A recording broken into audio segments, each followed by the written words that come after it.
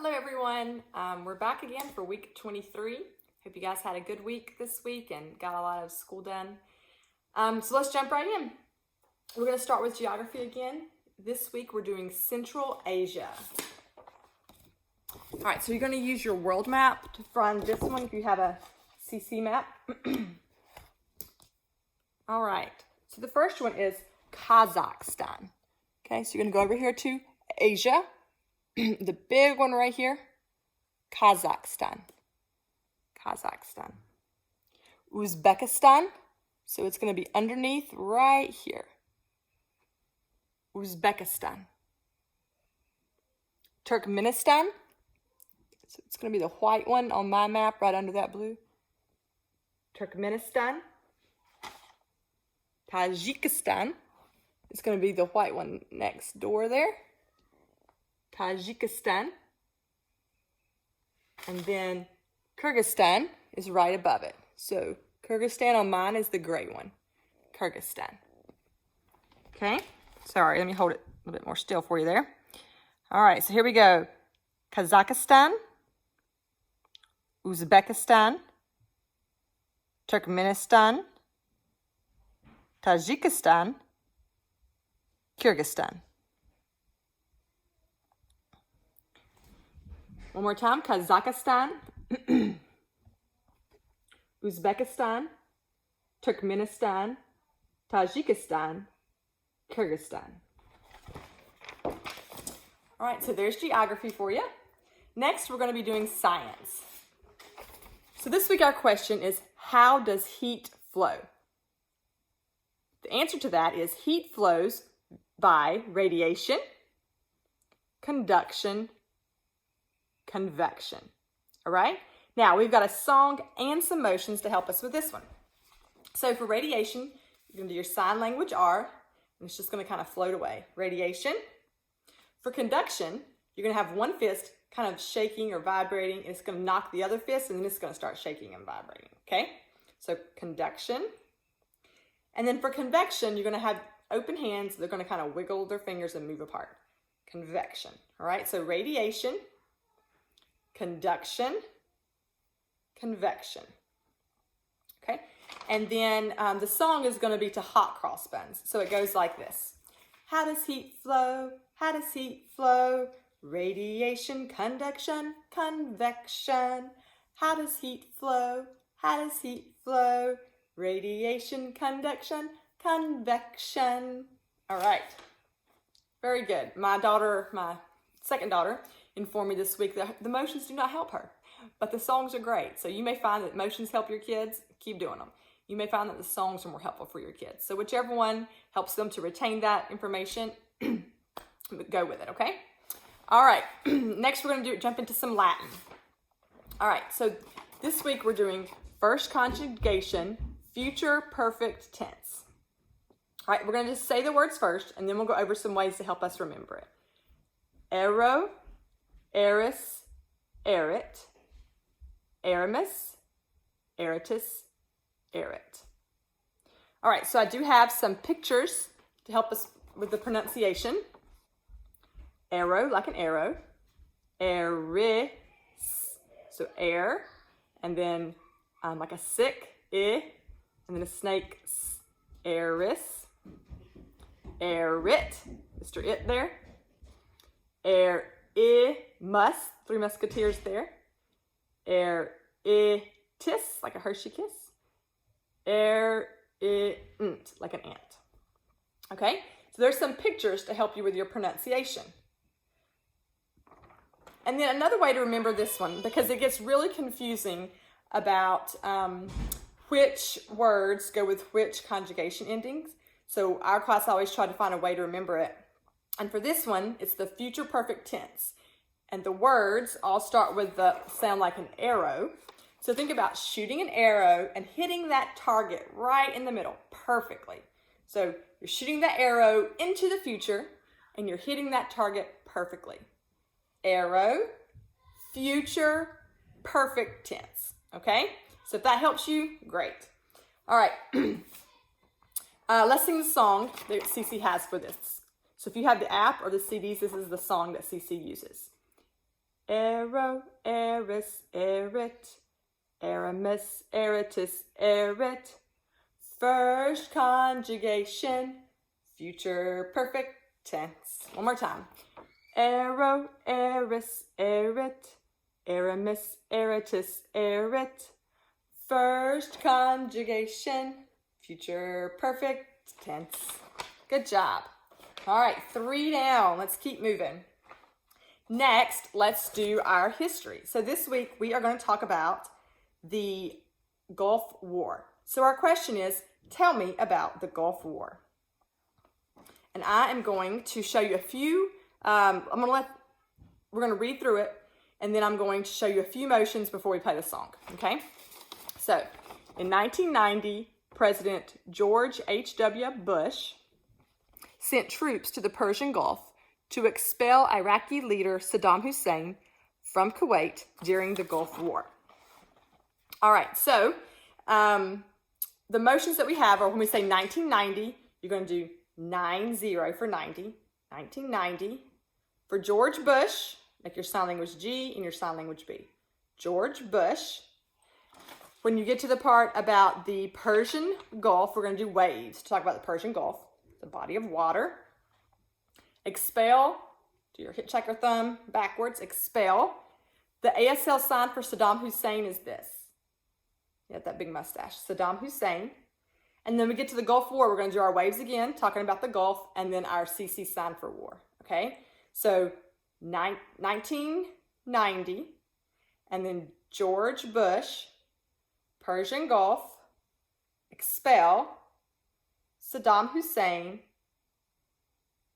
and Gulf War. All right? So let me get the song here for you. Week 1. Hang on. Continents, oceans. Week 1. Tell me about Charlemagne. That's not the one we're doing. Here we go. Tell me about the Gulf War. Okay. In 1990, President George H.W. Bush sent troops to the Persian Gulf to expel Iraqi leader Saddam Hussein from Kuwait during the Gulf War.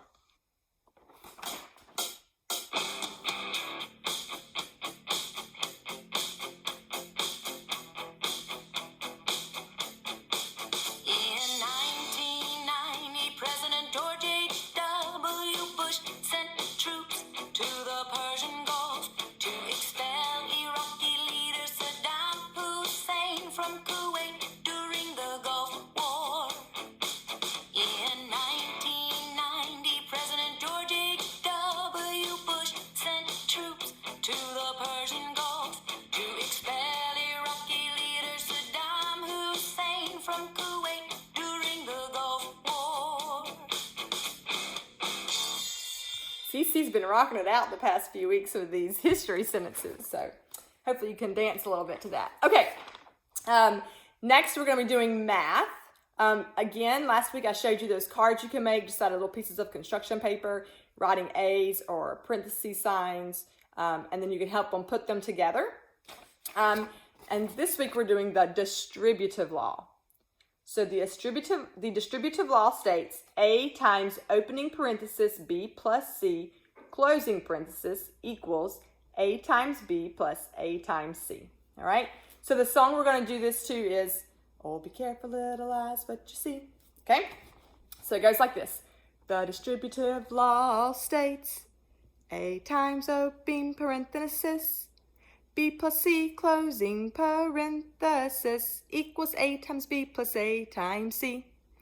The distributive law states A times opening parenthesis B plus C closing parenthesis equals A times B plus A times C. All right, so that's math. For English, we're doing an adjective this week. So an adjective modifies a noun or pronoun by describing, qualifying, or limiting, and answers the questions what kind, how many, which, and whose. Okay? So we're going to sing this one too. Oh, when the saints go marching in. Oh, when the saints go marching in. Okay? So here we go. An adjective modifies a noun or pronoun by describing, qualifying, or limiting, and answers the questions. What kind, how many, which, and whose. An adjective modifies a noun or pronoun by describing, qualifying, or limiting, and answers the questions. What kind, how many, which, and whose. All right, so last but not least is our timeline. And we finished the timeline this week. Next week is the President's Song, okay? So we're going to start with Age of Information and Globalization. So there's your timeline card. Now the sign that you can use this for is Age of Information. You're just going to type on a computer. And globalization. Globalization, okay? Next is Watergate, President Nixon resigns.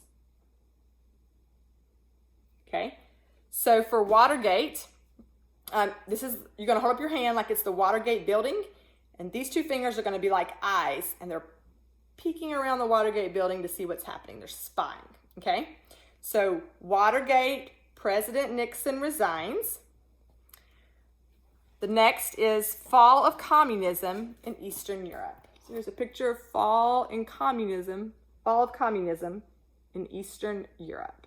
Just a little note too, you can, on the back of these cards, if you have them, you can elaborate more. I've found that with my younger kids, or when Amelia was younger, and then now with my younger kids, they just look at the picture and we say the words. But now that Amelia's getting older, I'm often asking, what is that? What about this? What about that? So we're talking more about it and using this information on the back. So if you have younger kids, don't worry about it. They'll start asking questions and get curious about it. Okay, so for Fall of Communism in Eastern Europe, we're going to do the Fall of Communism. So the communism is our fist out, slightly above our eye, the communist salute. So the Fall of Communism. For Europe, it's the E and it circles around your temple. Okay? So Fall of Communism in Eastern Europe. Next is the European Union formed. Okay? This is an interesting topic to talk about because Brexit's happening now. Where Britain is leaving the European Union. So that's something that's currently happening that goes with our timeline here. Okay, so again, E for around the temple for European, and then Union. Just link your hands there. Union formed. Apartheid abolished in South Africa. Apartheid abolished in South Africa. And then for this one, we're just going to have our fists together, thumbs up, and then come apart. Apartheid abolished in South Africa. All right, and then September 11th, 2001. I have found it very interesting to talk to our kids about this. We visited New York and saw the memorial to the two towers and was able to tell them about this huge piece in history that I was alive for. So there was two towers that were attacked and that fell in America. So the first tower is going to fall with one hand, and then the second tower falls. So that's our motion. September 11th, 2001. All right. And then we have Rising Tide of Freedom. So for this one, we just cross our arms and open them, and then cross them at your head and open them. So Rising Tide of Freedom. All right, so let's try it. Ready? Age of Information and Globalization. Watergate, President Nixon resigns. The Fall of Communism in Eastern Europe. European Union formed. Apartheid abolished in South Africa. September 11th, 2001. The rising tide of freedom. Rising tide of freedom. Timeline. It's part of my timeline. Okay, I'm part of my timeline. All right. Hope that was helpful. Feel free to just play this again and again as you review this week. Hope you guys have a great week.